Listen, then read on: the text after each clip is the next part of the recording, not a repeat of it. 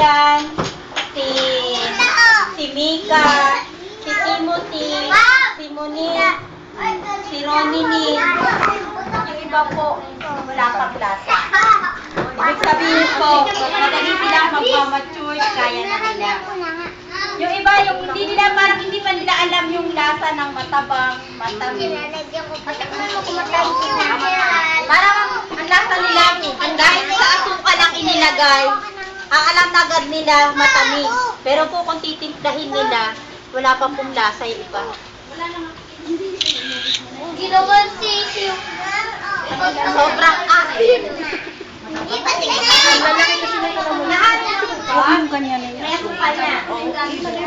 Timothy!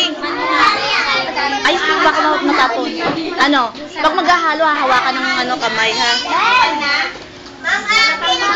Timothy, okay ba? Pwede ka na magsarili sa buhay? Ano sa si tita, ha? Okay na, pwede na? Pwede na, no? Pwede na iwanan ni tita, no? Timothy, no?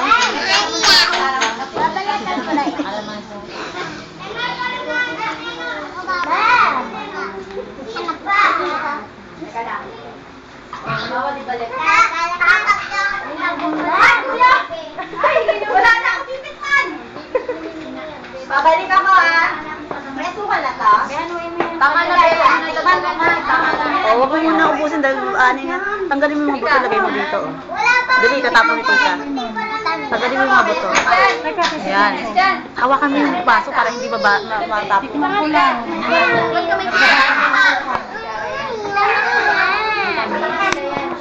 Kayo! Okay na yan.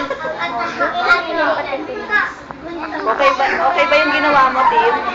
O, sabi mo kay mami yung gumawa niyan. Dali. Okay na yan. Sabi mo, mami. Ready na? May asukal na yan. Ako po, gumawa niyan. Sino nagtiga?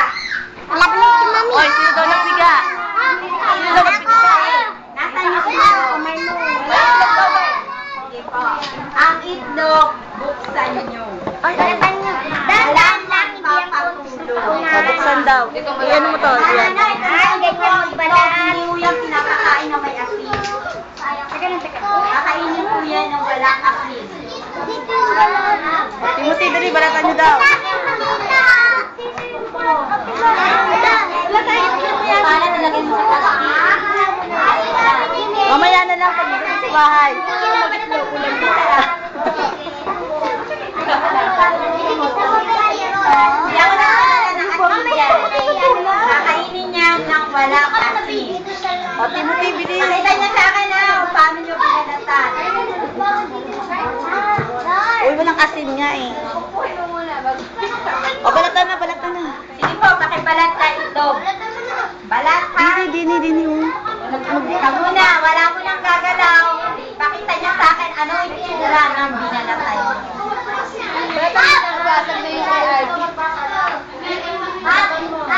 Buo.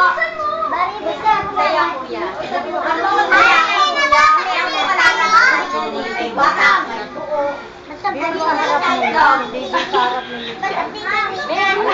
Ang ginagawa mo Antoinette? Ano ang ginagawa mo? Buo yan? Buo? Saan ko yan? Ay, kuya, ang kakakain na. Teka lang. Kakakain na.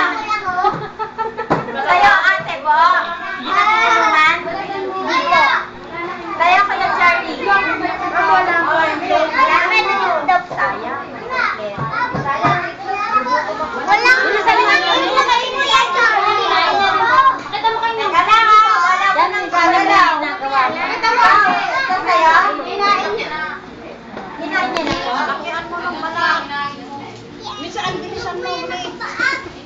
Kain na lang yung paunahan niya, paunahan. Paunahan niya.